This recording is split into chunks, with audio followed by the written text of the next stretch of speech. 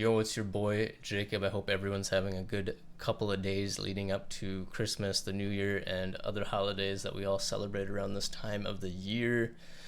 We just got done with the winter solstice, and the days will get longer. Nice.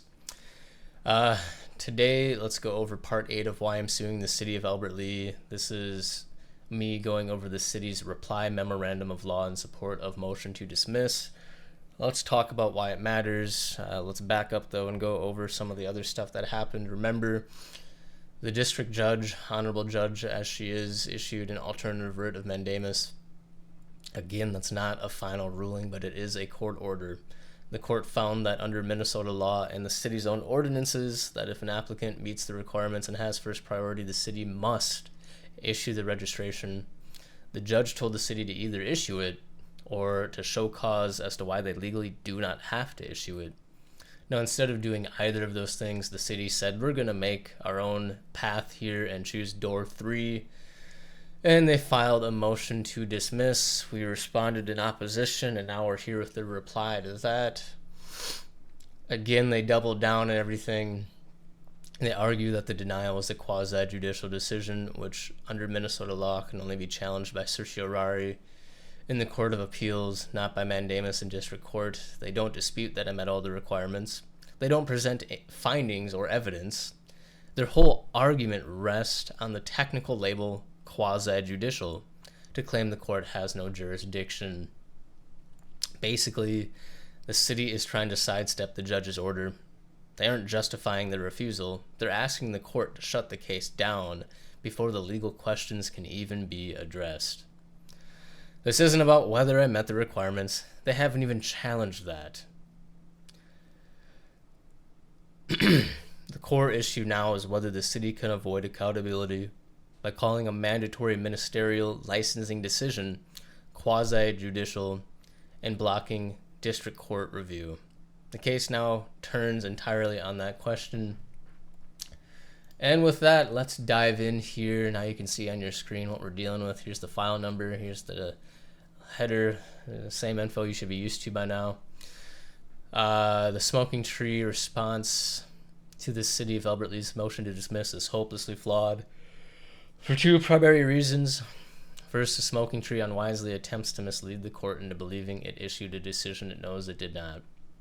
Second, the Smoking Tree attempts to argue the city had ministerial, non-discretionary duty to issue municipal cannabis retail registration by ignoring the elephant in the room, i.e. the fact the Smoking Tree knows the city reached a quasi-judicial decision when they filed a petition for a writ of certiorari in the Minnesota Court of Appeals. That's not how that works. And again, using this strongman language of hopelessly flawed, unwisely attempts, mislead, that doesn't make any of that true. It just kind of makes you a jackass. Let's rely on the facts. That's all we got to do. Rely on the facts. We do not acknowledge that you reached a quasi-judicial decision. It just means we're choosing multiple avenues simply because this is a very unprecedented new issue with cannabis law. And since you really didn't have any discretion, we're really not sure which judge is the appropriate way. Not only did they know this, but they heard us even make these arguments at our last oral hearing. So it's kind of funny that they're going to hit back with this, kind of conveniently forgetting that, or outright ignoring it, or maybe they're making another fatal flaw themselves because they kind of forgot that, it seems like. But instead they choose to put words into our mouth, which isn't appropriate and is in fact another form of fallacy, logical fallacy. Anyways, carrying on. The city's decision may have been legislative or it may have been quasi-judicial, but it was not ministerial. Mandamus is not available here. Yeah, you say that, but you guys took away your own discretion and the state didn't even give you any to begin with. Therefore, the court should grant the city's motion to dismiss. 1. Excuse me. A lot of water. The Smoking Tree's effort to mischaracterize the alternative writ fails in its response We repeatedly quote language suggesting the court has already found the city was required to issue a registration because the smoking tree purportedly satisfied all statutory and ordinance prerequisites and held first priority. See generally document number 21. The smoking tree cites those lines from the alternative writ as if it reflects a final adjudication after full briefing, evidence, and findings. It does not. In fact, the smoking tree takes its roots even further by referring to the alt writ as the court's ruling and claiming respondent's motion is an implicit challenge to those determinations. It is not.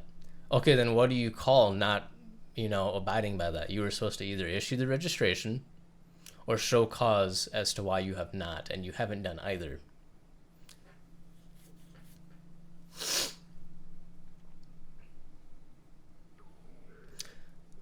The city's motion is an explicit challenge to information contained in the alt writ, which should not be surprising because the alt writ is not a binding merits determination. Instead, the alt writ reflects the allegations in petitioner's pleadings. While the smoking tree feigns ignorance of this fact, the court is doubtless aware of it, because Midstat 586.02 makes it abundantly clear the writ shall issue on the information of the party beneficially interested. The fact the court issued the writ on the allegations in the smoking tree's pleadings, as Minstat 586.02 requires, does not mean the city lost its opportunity to answer the smoking tree's pleadings or bring a motion to dismiss. If it did, every mandamus action would end immediately upon its beginning before the opposing party ever had an opportunity to respond. While mandamus petitioners may wish to present self-serving allegations, obtain a writ, and claim the case ended before an answer, the law does not permit such illegal railroading. Moreover, the smoking tree cannot turn a quasi-judicial licensing decision into something else by arguing the city lacked discretion.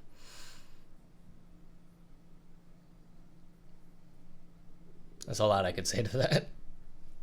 2. The smoking tree conflates the type of decision at issue with the amount of discretion available.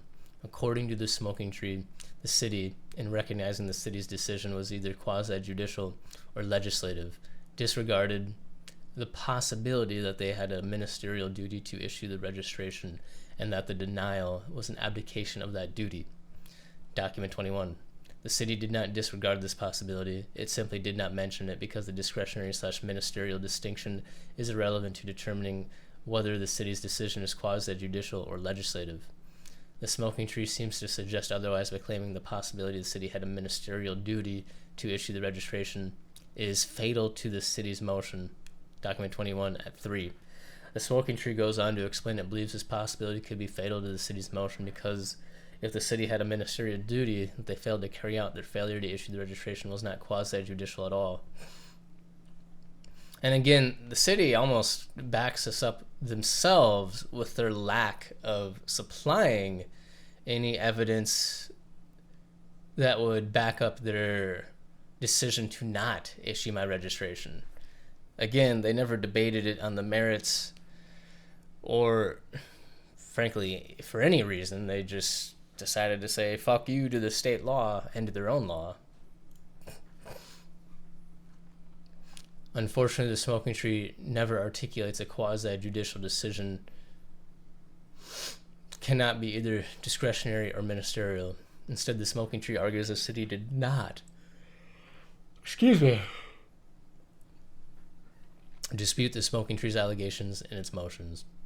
While it certainly did not intend to do so, the smoking tree is merely highlighting the fact the city's motion is not based on any disputed facts, but on an absence of jurisdiction, which requires dismissal as a matter of law. Despite indicating it would, the smoking tree never proved a quasi-judicial decision cannot be either discretionary or ministerial because there is no support for such a claim. Any case reversing a municipality's quasi-judicial decision to deny a conditional use permit would prove as much because if the party seeking the permit meets all those standards prescribed in the ordinance, the council has no discretion to deny the permit. For instance, in Bartheld versus County of Couchiching, The Minnesota Court of Appeals reversed the county's denial of a conditional use permit to operate a bed and breakfast where the applicant met all requirements under county ordinance, but the county denied based on neighborhood opposition and undefined future guidelines. The court emphasized a county's denial of a conditional use permit is arbitrary where the applicant establishes that all the standards specified by the zoning ordinance as conditions of granting the permit have been met. Accordingly, the decision was remanded with directions that the county issue the permit. While the court recognized the county had no discretion to deny the permit, it also recognized decisions of a county to grant or deny a conditional use permit are quasi-judicial in nature and reviewable by writ of cert. Thus, by conflating the discretionary ministerial distinction with the type of decisions made by municipal bodies, the Smoking Tree says nothing of value regarding the city's argument in favor of dismissal. Conclusion: cert review is the sole avenue for challenging the city's decision, and this court lacks subject matter jurisdiction. Moreover, even if the city's actions were legislative rather than quasi-judicial, mandamus would still not be an available remedy for the foregoing reasons.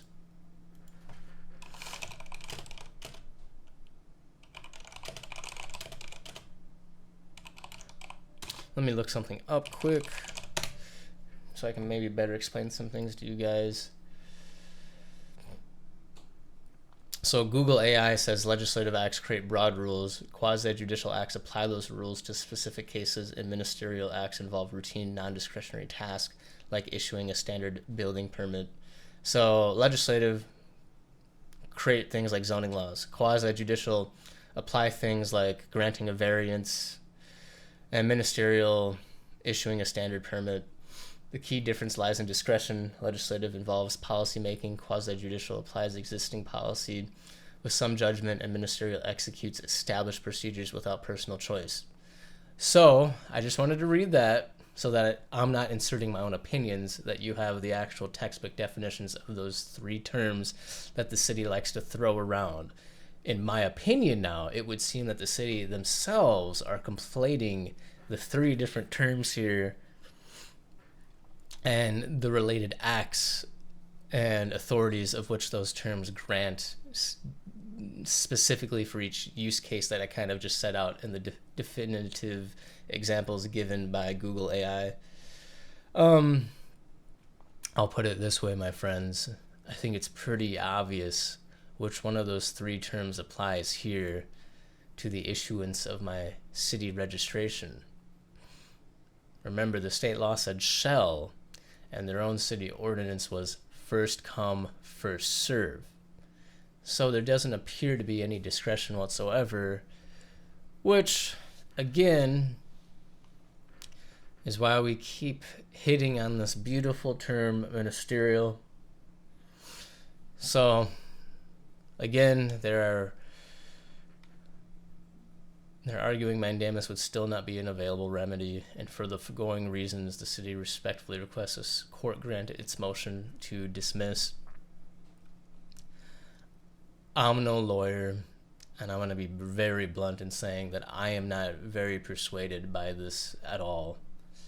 I can see where they're coming from, but, you know, it's pretty clear you didn't have discretion and you had one way to act, which kind of falls under the jurisdiction, in my non-professional opinion, of ministerial duties, which I'll put it this way.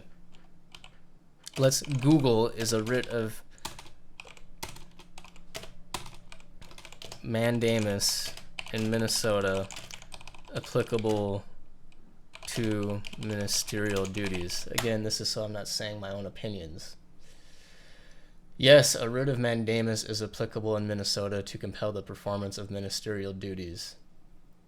In fact, compelling a clear, non-discretionary ministerial duty is the primary use of the writ. There you go. And then it goes on. Ministerial duties, no discretion, no alternative remedy, clear right, yada, yada, yada. So, this seems kind of lame. I don't mean that in a disparaging way. I'm certainly not attacking anyone here personally. They're doing their job. I respect that. And they're doing it well. They're making a defense. Yes. But it seems pretty fruitless. And I have reason to believe that if the city is found to be violating their own ordinances, knowingly violating them, as we have quoted Sir Patrick Ian Rigg, the city manager, has a pretty good chance the insurance won't cover any form of payout that they are ordered to possibly make to me, due to that. So all this is, in my opinion, carrying on, is just the waste of taxpayers' money. And that's what people should really care about if they don't have a personal reason to care about me or what I'm doing here. But frankly, anyone trying to obtain licensing and registrations from the city of Albert Lea, from any city, should care about this case because of the precedent that this could set for all of us entrepreneurs, would-be entrepreneurs, young business owners, and everyone in between. Everyone should care about this. When our rights are on the line and our own government is fighting valiantly to step on our rights, it's the duty of every able-bodied citizen to fight for them. Let me know what you think. Let me know how I did, and let me know if you got any questions, comments, or concerns. Good afternoon, good evening, and good night. And happy holidays. Peace.